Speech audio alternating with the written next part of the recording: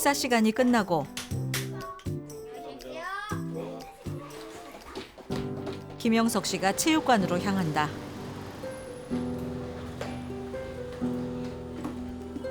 김 씨는 이곳 태권도장의 관장이다.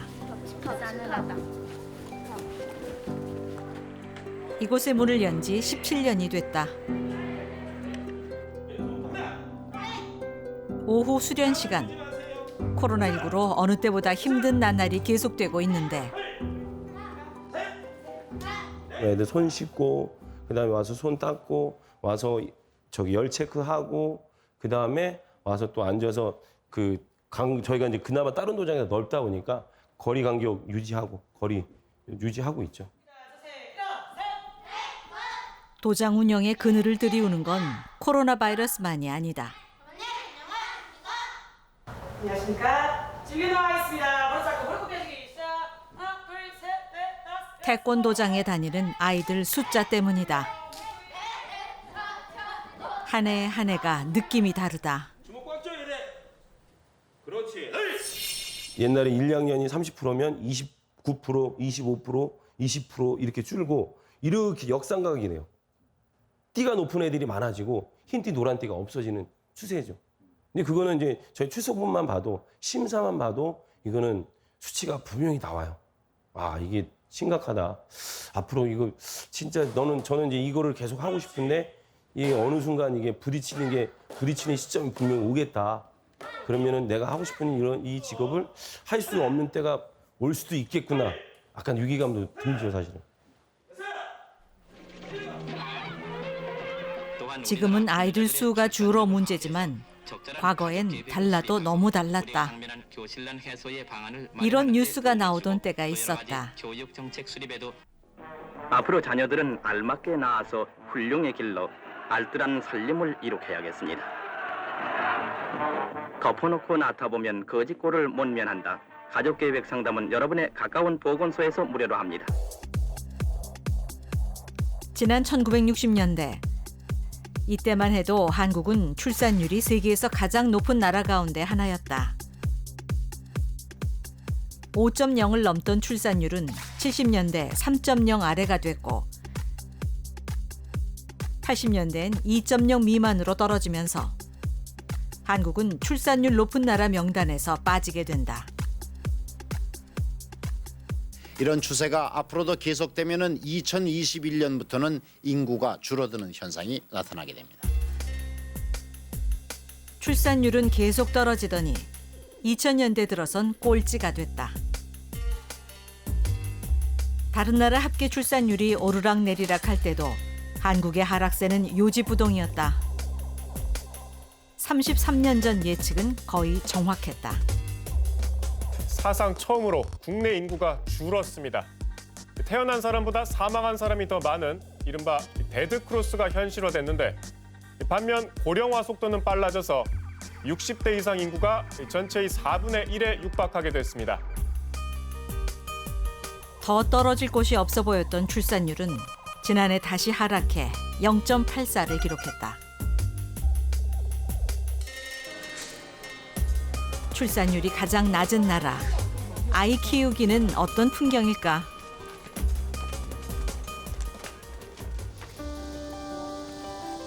초등학교 1학년 첫째와 2살 둘째를 키우고 있는 성하연 씨. 야간 근무가 잦은 하연 씨에게 가장 큰 문제는 애들 돌봐줄 사람이다. 제가 3교대 근무를 할 때에는 이제 가장 문제가 됐던 거는 이제 밤 근무, 밤에 출근할 때 이제 아이를 봐줄 사람이 없다라는 게 가장 속상했고, 그 이제 아이를 갖기 전까지 내가 가졌던 직업에 대한 그런 직업 의식 그런 것들이 갑자기 무너지는 그런 경험을 했었어요. 결국 4년 전 이사를 했다. 직장에선 멀어졌지만 어쩔 수 없는 선택이었다. 시댁 근처로 아이 양육 때문에 옮기고 나다 보니까 저희 이제 출퇴근이 신랑 같은 경우에는 출근만도 2시간이 걸리고 출퇴근을 합치면 한 4시간에서 5시간 정도 지금 출퇴근하는데 시간을 보내고 있고요. 저 같은 경우도 출퇴근하는 데에만 거의 한 2시간 이상을 소요하고 있는 것 같아요. 출퇴근길이 고행길이 됐지만 하연 씨는 그래도 잘한 결정이라고 말한다. 이제 저희 직장이 멀어지고 저희 몸이 좀 힘들고 피곤해진다 하더라도 아이들을 우선으로 생각해서 선택한 방안이 최선이었던 것 같아요. 아이 낳지 않는 나라에서 둘째를 낳은 김혜란 씨. 애들을 위한 결정이었다. 서로에게 친구를 만들어주고 싶다라는 생각도 있고, 그래서 이제 우리 2년, 3년만 죽었다 힘들었다 생각하고 눈 감고 키워보자 해가지고 좀 터울 있게 둘째를 낳았죠. 하던 일까지 그만두고 전업주부로 나섰지만 역시 아이를 돌보는 일은 쉽지 않다. 남편이 일하고 일 끝나고 오면은 애기 못 자고 울고 하니까 같이 못 자고 이러니까 4kg 넘게 빠졌어요.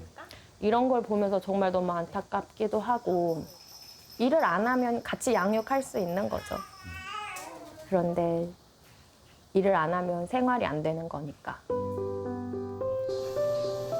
김 씨의 바람은 여느 엄마 아빠와 다르지 않다. 그러니까 옆에 도움의 손길이 많다라면 그 도움의 손길을 돈 걱정 없이 받을 수 있다라면 육아하는 환경이 더 행복하지 않을까요? 저출산 고령사회위원회는 대통령이 위원장을 맡은 직속 기구입니다. 아이와 아이 모두 아이 키우는 엄마 아빠에게 도움의 손길을 주기 위해 해마다 수십조 원의 저출산 예산이 사용된다. 취재진은 저출산 고령사회위원회가 낸 700여 쪽의 보고서를 분석해 내용을 따져보기로 했다.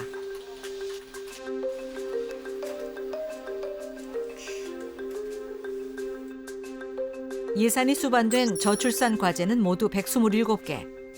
이 가운데 규모가 1조 원이 넘는 과제는 12개였다.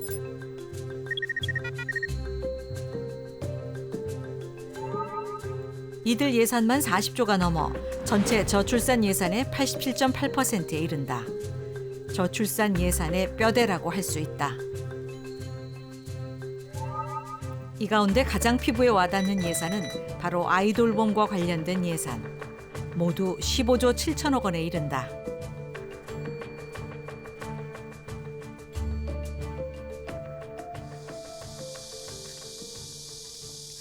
퇴근길을 서두르는 백신영 씨. 어린이집에 있는 아이를 데리고 와야 한다. 안녕하세요. 인사해봐. 인사가 얼마나 잘하는지 몰라요. 신영 씨는 저출산 예산의 혜택을 얼마나 받고 있을까? 어린이집 보육료 지원을 받는 백신영 씨의 경우 저출산 예산 가운데 두 번째로 큰 사업인 보육료 지원 사업의 혜택을 받고 있는 셈이다. 앞으로 국공립 유치원과 돌봄 서비스 지원 등도 받을 수 있다. 아이가 어려 매달 10만 원을 지급받고 있기에 2조 9천억 원 규모인 아동수당 예산의 혜택도 보고 있다. 무엇보다 직장을 다니면서 또 다른 도움도 받을 수 있었다. 저출산 예산에서 11번째로 큰 1조 2천억 원 규모의 육아휴직 지원 사업이다. 출산휴가 3개월 다 썼고 육아휴직은 9개월 정도 쓴 것 같아요. 다만 육아휴직급여가 도움이 되기는 해도 충분하지는 않았다. 예정보다 빨리 복직을 해야 했다. 그래서 한 총 1년 딱 쉬고 다시 복직을 했거든요. 생활이 조금 안 돼가지고 빚을 지겠다 싶어서 빨리 복직을 했어요. 육아휴직 1년 다 안 쓰시고 네. 9개월만 쓰신 거네요. 네. 그거는 좀 어떤 금전적인 이유가 커요. 네네. 금전적인 이유 때문에 복직을 빨리 했어요. 원래 신청은 1년으로 하고 애초에 그 휴가를 들어갔는데 안 되겠다. 저 빨리 복직할게요. 이렇게 해서 복직한 거거든요. 아이들이 자라면 사정은 크게 달라진다. 저녁 8시 김영석 씨의 태권도장에 관원들이 모인다. 하루의 마지막 강습 시간이다.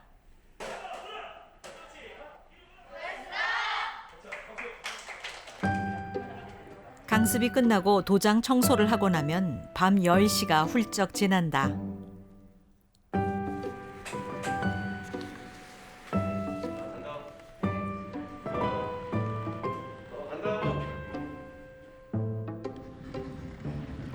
하루 일을 마치고 집에 돌아오면 아직 잠들지 않은 아이들이 반갑게 아빠를 맞이한다. 원장. 아버지 다녀오셨어요? 다녀오셨어요? 오늘 저기 할머니 집에서 뭐 했어? 아이가 셋이다 보니 들어가는 돈도 많다. 보통 보면 애들한테 제일 많이 들어가는 게 사실은 학원비라 그리고 뭐 식비? 뭐 저희가 뭐 한 달에 한두 번 정도는 마트에 가면 뭐 그냥 1, 20만 원은 그냥 뭐 몇 개 사지도 않았는데 1, 20만 원. 좀 더 샀다 그러면 3, 40만 원, 50만 원까지 나오니까 아마 그 두 개가 제일 크지 않나 사실은 생각이 들어요. 김 씨가 전기요금 고지서를 보여준다. 다자녀 가정인 김 씨 집이 받은 한 달 할인 금액은 14,027원. 그나마 10,000원은 넘었다.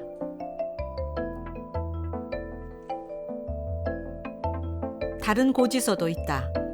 수도요금의 다자녀 경감 금액은 4,340원. 가스요금의 경감 금액은 1,650원이었다. 전기세, 그다음에 수도세, 가스. 가스는 뭐 한 달에 1,000몇백 원? 이거는 물론 이제 좋은 제도이긴 한데 저희 입장에서는 똑같은 얘기죠. 아동수당 받는, 그다음에 아동은 10만 원이지만 이거 같은 몇천 원. 근데 그게 쌓이면 뭐 크겠지만 그거 가지고 다자녀에 대한 혜택이라고 생각해 본 적은 저는 없어요, 사실은. 그냥 그런가 보다. 좀 뭐 깎아줬나 보다. 이렇게 생각이 들 정도? 저는 그렇죠. 김영석 씨는 자녀가 중학생과 초등학생이어서 어린이집이나 유치원 지원과는 관련이 없다. 아이들이 다 만 7세가 넘어 아동수당 지급 대상도 아니고 근무 형태로 보면 소상공인, 자영업자인 셈이어서 사실상 육아휴직 대상자도 아니다.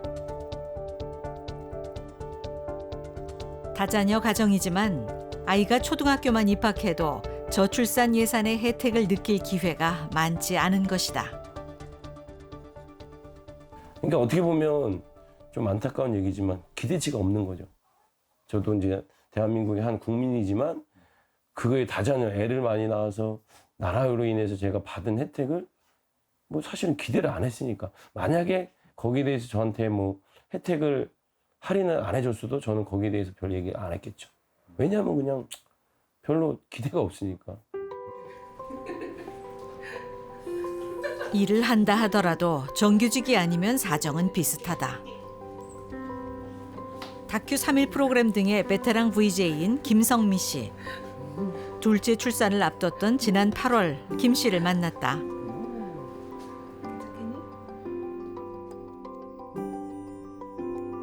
프리랜서인 김 씨가 제일 아쉬웠던 건 출산 휴가와 육아휴직이었다.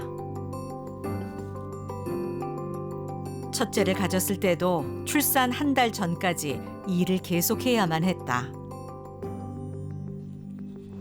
임신했을 때는 거의 초반에는 이제 좀 제가 나이가 있어서 조금 이제 쉬었다가 한 5개월 때부터인가 일을 시작해서 한 9개월 막달까지는 계속 일을 했었어요.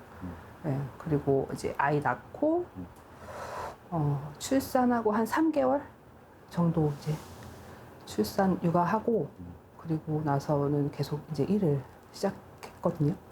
네, 그래서 지금까지 그냥 쭉 지금도 이제 해오고 있어서 육아랑 같이 병행했다고 보면 될 것 같아요. 둘째를 임신했을 때도 첫째를 키우며 출산 2개월 전까지 영상 장비를 들고 일을 하러 나가야 했다. 정규직이 아닌 김 씨에게 육아휴직 제도는 어떤 의미일까? 저도 프리랜서 말고 직장생활 하면 그래도 육아휴직 하면서 그래도 한 몇 달은 또 지원도 받고 그리고 돌아갈 수 있는 다시 일터가 있다는 거 그런 게 좀 사실은 부럽기도 해요. 제가 이제 둘째 가졌다고 하니까 저희 어머님께서 그냥 나가라고 집에서 첫애 데리고 나가라고 나 자기 이제 못 키워주겠다고는 하셨는데 근데 뭐 어쩔 수 없어요. 그냥 무조건 붙잡고 있어야 돼요. 뭐 한다고? 이 모레 육아휴직을 쓰는 엄마 아빠는 대기업이나 공공기관에 편중돼 있다.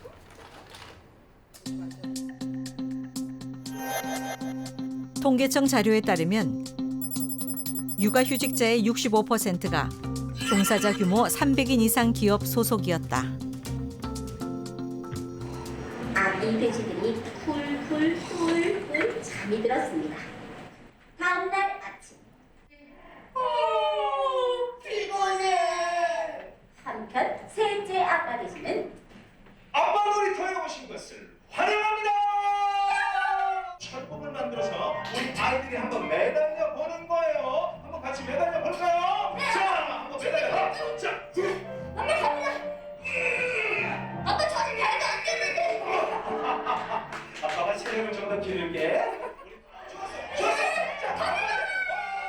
대전에서 열린 어린이 연극 축제. 아이들을 위한 아기 돼지 삼형제 공연이 한창이다. 자, 좋았어. 우리 이쁜 아기 돼지. 아빠 좋아하고 놀까? 자, 지금부터 아빠 카드를 한번 뽑아보는 거야. 이거요. 오, 좋았어. 아빠 돼지 역의 김성현 씨. 무대 밖에선 두 아이의 아빠인 김 씨는 정작 아이들과 놀아주기도 쉽지 않다. 사실 가장 좀 어려운 건 저희 아내도 저와 이제 비슷한 일을 하고 있는 프리랜서인데 아이를 누가 등원할 것이며 누가 하원할 것이며 혹은 하원 후에 아이들을 어떻게 또 돌봐야 하는지에 대한 부분들이 일주일 일과 중에 가장 중요한 일과 같이 이제 머리를 맞대고 고민을 하고 뭐 이런 부분들이 저희 부부에게는 가장 중요한 일과가 되었던 것 같아요. 언제부턴가. 배우인 성현 씨에게도 육아휴직 제도는 그림의 떡이다. 프리랜서다 보니까 아이들을 조금 더 물론 24시간을 다 맡기고자 하는 것은 아니지만 이 프리랜서로 일을 하다 보면 뭐 좀 늦은 시간에 귀가를 할 때도 있고 또 이른 시간에 나갈 때도 있는데 그러니까 이런 부분들에 대한 보완책들이 조금 더 마련이 되면 어떨까라는 생각들도 좀 들고요. 잡힐 듯! 안 잡히고 잡힐 듯! 안 잡히고 아이고 지친다. 어디로 숨으니? 함께 공연을 하는 유정민 배우. 세 아이의 엄마다. 큰애가 12살, 둘째가 8살, 셋째가 6살입니다. 연극 배우의 길. 세 아이를 키우기 위해서는 용기가 필요했다. 당장 일을 하지 않으면 수입이 주어지지 않잖아요. 그래서 사실은 쉼없이 일을 했거든요. 그러니까 개미와 배짱이 얘기하는데 예술가들이 배짱인 줄 아는데 사실은 개미처럼 살고 있어요. 하루에 스케줄을 몇 개씩 쪼개가지고 일을 해야 되고 옮겨서 다니면서 일을 해야 되고. 제 아무리 힘센 사람도 그 어떤 강심장도 죽거나 죽어가거나 정민 씨는 아이를 맡길 데가 없어서 동료 배우들의 배려 속에 아이를 등에 업은 채로 공연 연습을 하기도 했다. 공연을 만들어야 되니까 거의 일주일에 7일을 꽉꽉 채워서 연습을 하는 기간이었어요. 아이가 그 극장 연습실 마당에 와가지고 엄마를 이렇게 보고 가고 구경하다가 가고 그래서 약간 그럴 때가 되게 서러웠어요. 예술가도 아이를 키울 수 있는데 아이를 키울 수 있거나 아이랑 같이 인생을 설계할 수 있는 시간은 왜 주지 않지? 라는 생각이 되게 많이 들었었어요. 정민 씨에게는 무엇보다 부러웠던 게 하나 있다. 직장 어린이집이다. 저도 제 후배들이 아이들을 낳고 맡길 데가 없어요 할 때 데리고 와서 여기 연습실에다가 아이 놀이감 다 갖다 놨거든요. 여기다가 놓고 그리고 연습하자. 아이가 찡찡거리면 제가 업어주고 제가 봐주고 이러면서 같이 가고 있는데 사실은 직장 어린이집이 있으면 맡기고선 일을 하면 되는데 프리랜서들 그리고 배우들은 그러기가 어렵잖아요. 국내 최대 회사인 삼성전자. 전국 곳곳에 어린이집을 두고 있다. 정부는 이런 직장 어린이집에 설치비와 인건비 등의 예산을 지원한다. 올해 예산은 약 700억 원. 이 또한 저출산 예산 46조에 포함돼 있다. 가장 많은 지원을 받은 회사는 어디일까? 정보 공개 청구를 해봤다.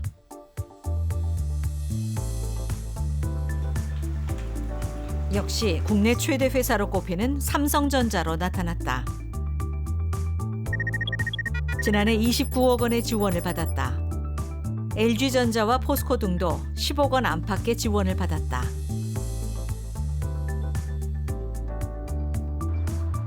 방송사 가운데는 KBS와 MBC, EBS 등이 각각 2억여 원에서 1억 원 안팎의 지원금을 받았다.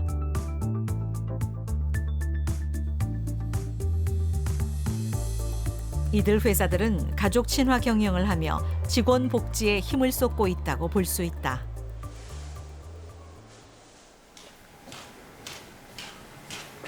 하지만 아이 돌봄과 관련해 세금이 뒷받침된 여러 지원을 잘 받으려면 대기업이나 공공기관의 정규직 직원이 돼야만 한다는 얘기도 된다. 저출산 고령사회위원회는 이 문제를 어떻게 보고 있을까? 가장 열악한 계층에게 가장 더 큰 혜택이 가야 되는데 이제 제대로 시행하다 보면 이걸 의무화하기 좋은 조직들이 이제 공공부문하고 또 이제 민간에서 대기업들이 이제 수용성이 좋기 때문에 그러긴 한데 그 혜택을 받기 어려우신 분들이 생각보다 좀 많이 존재하는 것 같습니다. 그래서 저희 위원회에서도 그 부분을 지금 같이 고민을 하고 있고요. 지난해 비정규직 노동자 수는 742만 명. 36.3%로 3명 가운데 1명 꼴이다. 대부분의 비정규직 근로자들이 기간을 정해놓고 계약을 하는데 1년 또 많게는 또 한 번 더 연장해봐야 2년 정도 근무를 하는데 그 기간 동안에 1년에 달하는 육아휴직을 사용하고 난다면 돌아오면 내 자리가 없을 수도 있다는 불안감 때문에 제대로 사용하지를 못하는 거죠. 이들 비정규직 노동자들은 고용보험에 가입이 안 돼 있는 경우가 많다.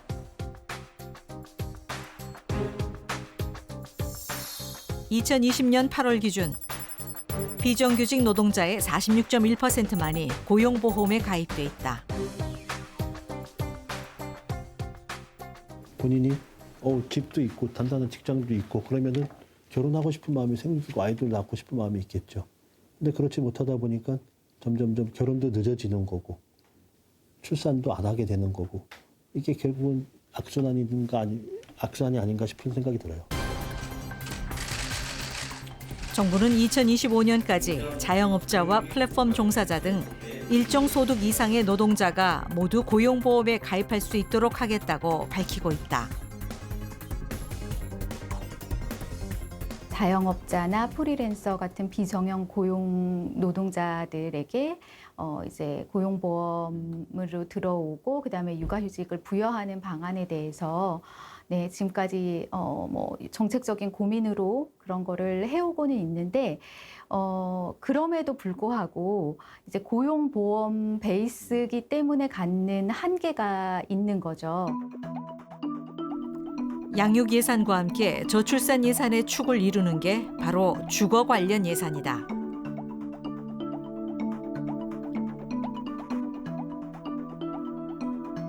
먼저 9조 9천억 원 규모로 단일 항목 가운데 가장 큰 예산인 주택 구입과 전세자금 대출이 있다. 또 청년 맞춤형 임대주택 공급과 신혼부부 매입 전세 임대주택 공급, 그리고 행복주택 공급이 있다. 모두 다 핵심 사업이다. 이들 4항목만 해도 22조 2천억 원. 저출산 예산의 절반 가까이 된다.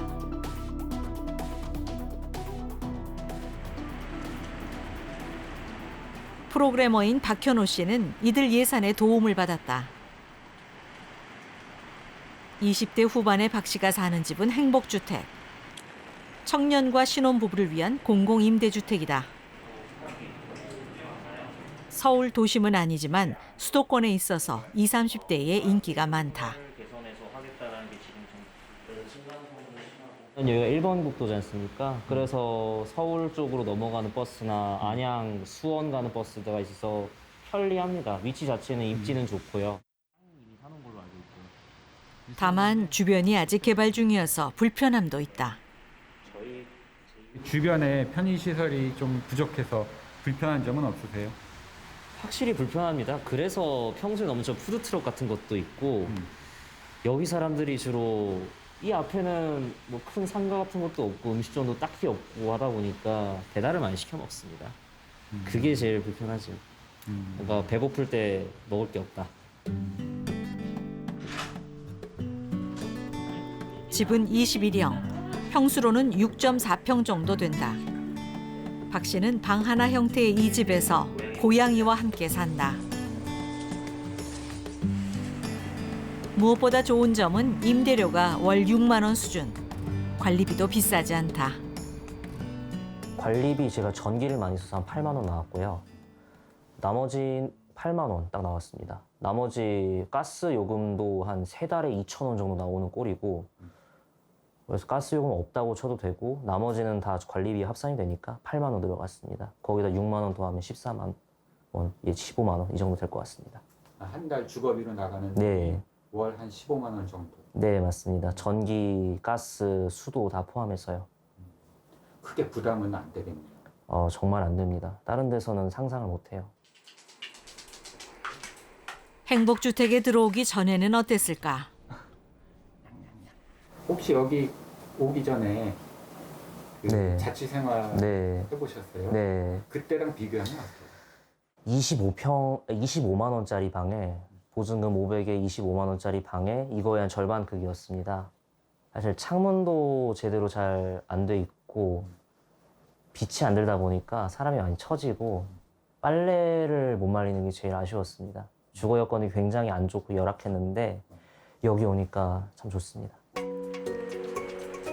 보증금은 5,200만 원.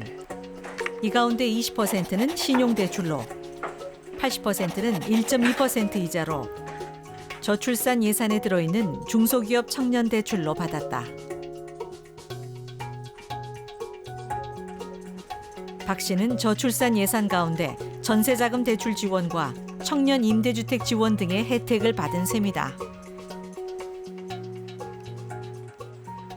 최장 기간이 만 6년까지 살 계획이긴 합니다. 워낙 주거비 자체가 낮고 제가 그동안에 절약된 돈으로 전세금을 모으든 주거자금을 모으든 해서 다른 집으로 이사 갈 생각을 하고 있습니다.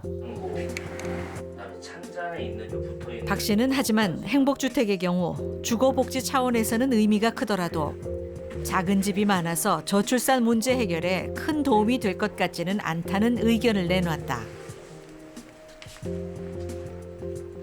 행복주택에 사는 청년들이 주거비를 절약해서 돈을 모으고 자산을 형성해서 결국에 새로운 집을 구하겠죠. 그렇게 해서 도움이 돼서 결혼에까지 갈 수 있고 결혼을 해서 자녀를 낳을 수 있고 이런 흐름으로 보면 약간의 연관관계가 있는데 직접적 관계는 부족하다고 생각합니다. 그런데 들어가고 싶다고 해서 누구나 다 들어갈 수 있는 것도 아니다. 도심 역세권에 있는 행복주택의 경우 경쟁률이 수십 대 1에서 수백 대 1에 이를 때도 있다. 프랑스나 스웨덴 이런 국가들은 사회주택, 공공주택이 상당히 많이 되어 있죠. 이전보다는 좀 줄어들었다고는 하지만 스웨덴은 한 18% 정도 이렇게 하고 있고 좀 많이 하는 나라 같은 경우는 30%의 경우도 있긴 합니다. 근데 우리나라는 이제 최근에 OECD 평균 한 8% 정도 된다고 하는데 공공주택, 임대주택 형태인데 그게 한 8% 정도까지는 왔다고는 얘기는 해요. 하지만 이제 주거비 부담이라는 측면을 좀 고려를 해보면 아직도 좀 부족하지 않나라는 생각이 좀 있고요. 거품 논란도 있다. 구조 9천억 원으로 저출산 예산 중 가장 큰 비중인 주택 구입 및 전세 자금 지원. 이는 대출 금액이다. 결국 다 회수될 돈인 것이다. 예상 규모가 좀 크게 나오지만 이 부분은 실제로는 보통 예산 집행처럼 지원하고 끝이 나는 게 아니고 대출금이기 때문에 말씀하신 바와 같이 나중에 다시 회수를 할 수 있는 자금입니다. 약간 착시 효과도 있고 이런 부분이 있어서 정부에서 그 예산을 규모를 부풀리기 위해서 한 부분은 아닌데 예산 규모가 이제 확대돼 보이는 그 부분은 저희가 좀 개선을 해서 실제로 집행되는 예산 부분만 반영이 되도록 그렇게 하는 부분은 지금 연구팀하고 같이 개선을 해 나갈 예정입니다. 그나마 이 대출조차도 일부만이 체감할 수 있었다. 20년 경우에 5만 호 신혼가구에 대해서 저희가 5.7조 원 규모 주택 구입 전세 자금 대출을 했는데 실제로 이걸로 혜택을 본 혼인 가구가 25% 정도 규모가 됩니다. 그래서 모든 사람들이 다 혜택을 받을 수는 없지만 많은 분들이 혜택을 받고 있고 한 4분의 1 정도잖아요. 그래서 이 예산은 이제 올해 추가로 더 확대해서 이제 8만 호 정도 규모로 확대를 하고 있습니다. 위원회가 밝힌 저출산 예산에는 이런 것도 있었다. 해마다 국제 애니메이션 페스티벌이 열리는 경기도 부천. 이곳에 웹툰 융합센터가 건립되고 있다.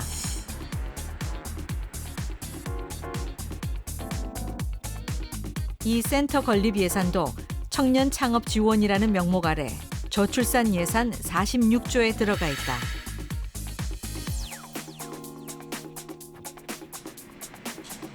부천시에서 이 사업을 맡고 있는 곳은 문화산업전략과. 이 웹툰 융합센터가 저출산 예산으로 분류돼 있다는 사실은 알고 계셨습니까? 글쎄요, 저는 그 당시에 이제 처음에 이게 계획할 당시에는 어떻게 됐는지는 좀 모르겠고요. 뒤에 이제 후에 와서 이제 업무를 하기 시작했으니까 저는 잘 그걸 모르고 있었습니다. 제 개인적으로. 부천시는 문화산업 측면에서 웹툰 융합센터를 건립하게 됐다고 설명했다. 만화를 발전시켜 왔는데 지금 이제 또다시 이제 디지털로 시대가 전환이 되고 이런 상황에서 만화, 웹툰, 다른 콘텐츠 산업이 이 시대에 앞질러 또 가야 될 방향성, 또 그런 준비를 해가야겠다. 이런 생각을 가지고 이제 웹툰 융합센터 건립 이런 생각을 하게 됐죠. 경기도 성남의 자볼드 역시 마찬가지다.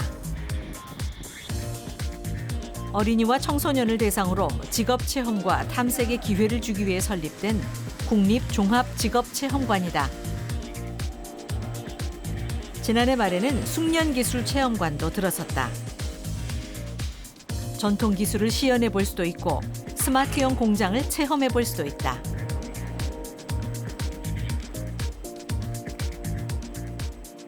여기 보시면 이 컨베이어 벨트를 통해서 이 금속과 비금속을 걸러지는 공정을 체험을 해보는 곳입니다. 그래서 아이들이 프로그래밍을 통해서 금속은 비금속은 이쪽으로 하고 금속은 이쪽으로 걸러질 수 있도록 프로그래밍 할 수 있습니다.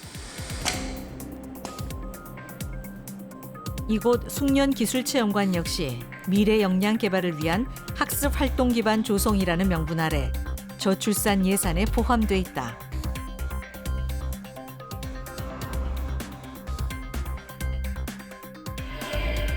이게 다가 아니다. 관광 활성화 기반 구축, 에코 스타트업 지원, 게임 산업 육성, 지역 문화 전문 인력 양성 배치 등 온갖 사업이 저출산 예산에 포함돼 있다.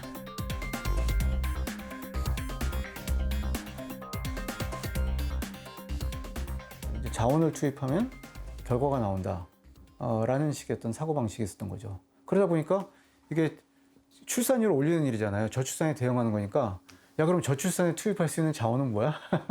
저출산이라는 현상을 해결할 수 있는데 들어갈 수 있는 자원은 뭐야? 그러다 보니까 이제 각 부처에 그럼 저출산 예산 한번 내봐. 그러니까 이제 각 부처에서 나름대로 이제 낸 예산들이 모여서 저출산 예산이라는 걸로 포장이 돼가지고 그 저출산 고령사회위원회를 통해서 이제 그 기본 계획을 통해서 그냥 매년 2006년 이후에 매년 발표가 되는 이제 그런 식이 된 거죠. 이처럼 일종의 부풀리기로 저출산 예산은 46조 원에 달한다. 덕분에 그 많은 돈이 어디로 갔냐라는 말까지 나온다. 정부에서 집계하는 과정에서 이건 저출산 예산이라고 이제 묶다 보니 아무래도 이제 국민들이 보시기에는 혼동스러운 부분이 분명히 있는 것 같고요. 이제 OECD처럼 뭐 가족, 아동 가족과 관련된 예산, 거기에 집중된 예산을 좀 뭐 핵심 예산을 잡고 나머지 부분들을 그래서 뭐 가족 예산이라든지 아동 가족 예산이라든지 이런 식으로 분류해서 보여주는 게 판단하시기가 좀 국민들이 쉽지 않으실까요, 오히려? 저출산 예산의 성격을 분석해보자. 저출산 분야 예산은 가정이나 양육과 관련된 직접 지원과 주거나 고용, 교육 등과 관련된 간접 지원 분야로 나눌 수 있다. 한국은 간접 지원 비중이 크다. 이러다 보니 현금 지원은 10%대에 그치고 있다. 가족에 대한 지원금이라 할 수 있는 가족급여, 이 가운데 GDP 대비 현금 지원 비중도 OECD 최하위권이다. 많은 신혼부부들이 저출산 예산을 체감하지 못하는 이유다. 우리나라에서 현금 지원 자체를 예전에 좀 터부시하던 그런 정책적인 분위기가 있었고, 사실 현금 수당의 형태로 현금 지원이 된 지 얼마 안 된 나라입니다. 시작된 지 얼마 안 된 상태이고 다른 나라와 시작점이 좀 다르다, 수당 제도가. 그래서 앞으로 조금 수당 제도를 조금 더 좀 체계화를 하고 좀 발전시켜 나가야 될 여지가 많은 제도다라고 생각합니다.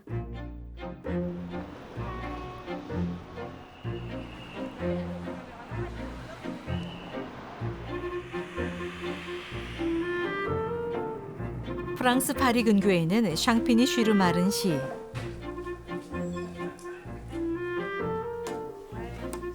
루이 아담과 카롤린 아담 부부는 중학생과 초등학생 아이 둘을 키우고 있다. 한국이라면 아이들이 7살이 넘었기 때문에 따로 현금성 수당을 받을 일이 없겠지만 이들 부부는 매달 130여 유로, 한화로 18만 원 정도의 지원금을 받고 있다. Là, nous, pour les enfants, nous, on a un forfait de la caisse d'allocation familiale qui est de 131 € par mois. Peut-être que si on avait un troisième enfant, l'aide serait un peu plus élevée. 자녀가 둘 이상인 프랑스의 가정은 소득에 따라 수당을 조금 더 많이 받거나 적게 받는데 이들 수당은 기본적으로 아이가 20세가 될 때까지 지급된다. Au début, le cycle, ça coûte pas cher, entre guillemets, c'est tout ce qui est petit entretien, voilà, c'est couches et tout ça, mais après le collège, après vous avez le lycée, après la faculté, où là, où ça peut atteindre des sommes astronomiques avec des écoles spécialisées, voilà. 2차 대전 이후 프랑스 가정의 생활 수준을 높이기 위해 만들어졌다는 국립가족수당기금.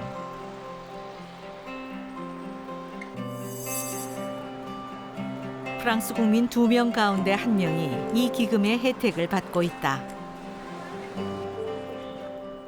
Ce qui est extrêmement important, c'est toute la politique effectivement de conciliation vie familiale, vie professionnelle, et toute la politique donc, qui est mise en œuvre pour permettre aux familles d'accéder à des modes de garde via notamment la prestation d'accueil du jeune enfant et le financement de places en crèche sur l'ensemble du territoire français. Ça, c'est effectivement, je pense que c'est un des facteurs très importants de soutien du taux de natalité en France.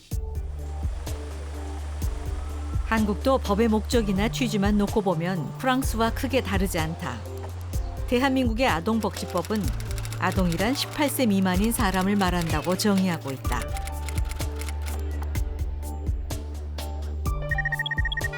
하지만 한국은 아동수당을 만 7세 미만까지만 지급하고 있다. 이와 달리 OECD 29개 나라는 아동수당을 만 15세 이상에게도 지원하고 있다.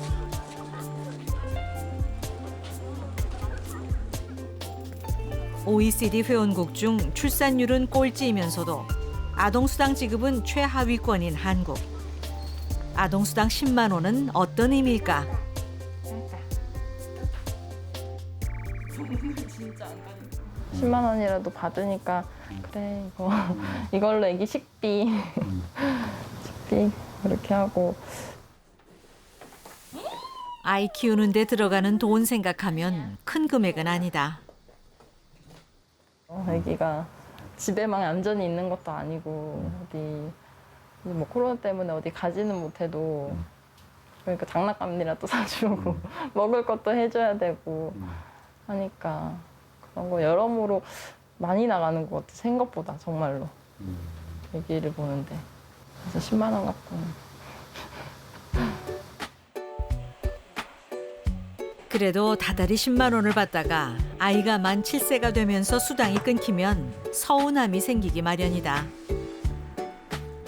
작년까지 이제 큰아이가 좀 받을 수 있었어요. 그 혜택이 늘어난 거는 저에게 굉장히 큰 힘이 됐었고요. 네, 근데 이제 그 10만 원이라는 돈이 어떻게 보면 크고 어떻게 보면 작은 돈인데 그 금액이 딱 사라졌다고 했을 때 1년을 계획했던 그 어떤 시점에서는 조금 타격이 있긴 하더라고요. 굉장히 큰 지원이 됐었습니다. 지난 2018년 도입한 아동수당의 지급 연령을 다른 나라들처럼 늘리는 데는 시간이 필요할 것으로 보인다. OECD 국가들 대부분이 이제 15세 이상 지원을 하고 있는데 다 단계적으로 했습니다. 일본 같은 경우에도 그 여러 단계로 나눠서 이게 점진적으로 확대를 했거든요. 그래서 그런 부분들은 저희가 정부의 재정 여력이라든지 또 예산 배분의 우선순위 이런 것들을 고려해서 확대 방안을 같이 논의를 해 나가야 될 것 같습니다. 그런데 저출산 예산과 달리 고령사회 분야 예산에서는 현금 지원 비중이 상대적으로 높다.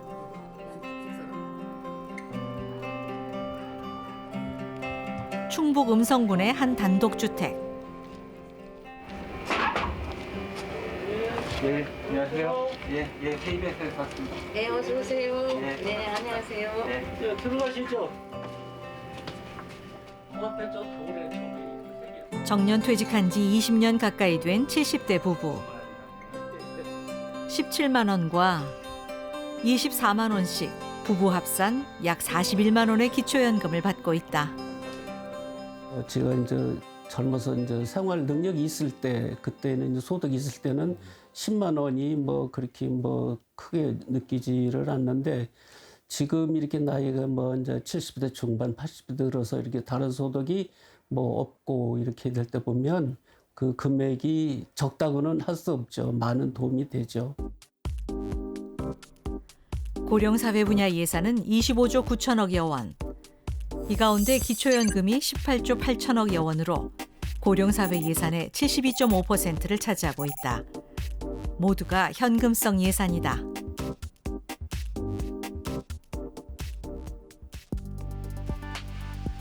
기초연금은 만 65세 이상 인구 가운데 70%에게 지급되는데 재산과 소득에 따라 최대 월 30만 원, 부부 합산 48만 원까지 받을 수 있다.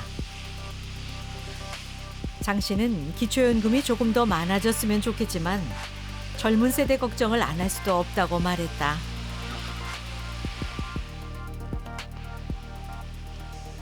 나 자신도 벌써 이제 자녀들도 있고, 그 자녀들도 이제 자라나서 이제 자기 나름대로 생활도 하고 있는데, 또 그 후세들도 또 있고, 이걸 또 그거 생각하면 뭐 받는 거에 뭐 만족해야죠. 뭐 욕심이야, 뭐 바람이야, 뭐 한두 것도 있겠습니까만. 인구 9만여 명인 음성군의 노인 인구는 2만 명이 넘는다. 네, 안녕하세요. 예. 정부나 지자체가 많은 노력을 하고 있거든요. 근데 어르신들 피부에 와 닿는 것은 그렇게 많지는 않거든요. 그래서 어르신들이 기초연금을 수령해서 생활도 하시고, 이제 또 여가 선용도 좀 하시고, 그렇게 해서 마중물이라고 생각하고 있습니다. 올해 대한민국의 65세 이상 고령 인구 비율은 16.5%. 15년 뒤인 2036년이 되면 30.5%까지 치솟게 된다. 15년 뒤 미래는 어떤 모습일까?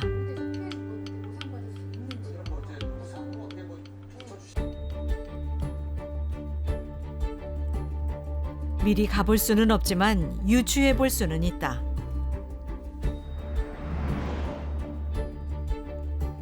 강원도 횡성군. 인구 4만 6천여 명 가운데 절반 정도인 2만여 명이 이곳 횡성읍에 살고 있다. 지난 9월 기준으로 고령 인구 비율은 30.7%. 15년 뒤 대한민국 전망치와 거의 같다. 10명 중 3명이 고령인 지역. 거리마다 노년의 시민들을 쉽게 만날 수 있다.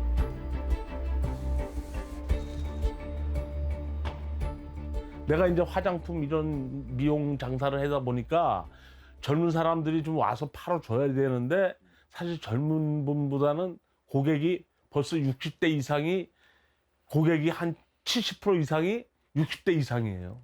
그러다 보니까 이제 가게 매출도 많이 안 오르고 이제 그런 고민이 많죠. 그런데 손님은 물론이고 상인들 역시 고령인 경우가 많다. 이 골목에서 내가 최고 젊어. 내가 3년, 4년 있으면 한갑인데 내가 우리 골목에서 최고 젊어요. 우리 골목에서, 이 골목에서. 전부 다 장사하시는 분들이 60대 후반, 70대 막 이런 사람들이요. 젊은이나 어린이를 보기 어려운 거리. 지금은 읍내의 풍경일 수 있지만 15년이 지나면 대한민국의 평균적인 모습일 것이다. 저출산 예산이라기보다는 어쨌든 전반적인 의미의 사회보장제도 예산을 늘리는 것은 맞는 방향이에요. 거기에서 이제 무엇을 먼저 늘릴까라는 것은 그때그때 어떤 사회적 합의를 이제 보고 할 일이죠. 하지만 저출산 예산이라고 말하면서 착시 현상을 불러일으키는 건 이제 없어야 되겠죠. 착시 현상 없이 자다 깨서 눈 마주치면 엄마 사랑해 하고 그냥 던지고 가면 사실 행복하죠. 너무 행복하죠. 사각지대 없이 지금 둘이 너무 잘 놀고 또 이 좋은 어떤 이 우애를 또 이렇게 볼 때마다 너무 만족스럽죠. 필요한 사람에게 애기 생각나고 애기 생각하면 또 힘이 나고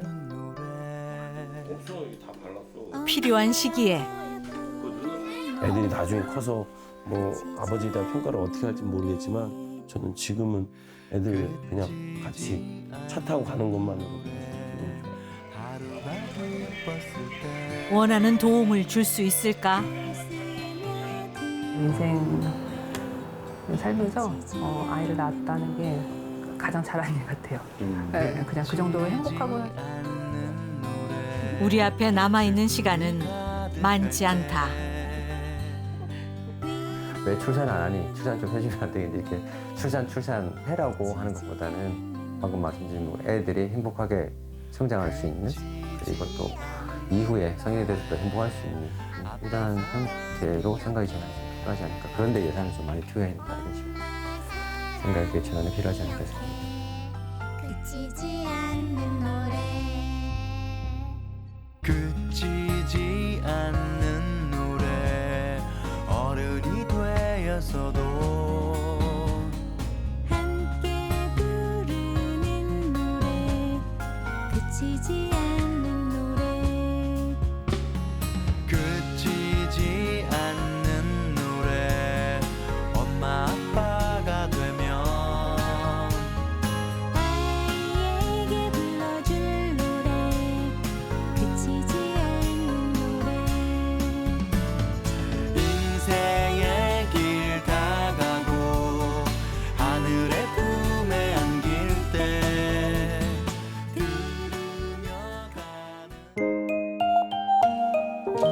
KBS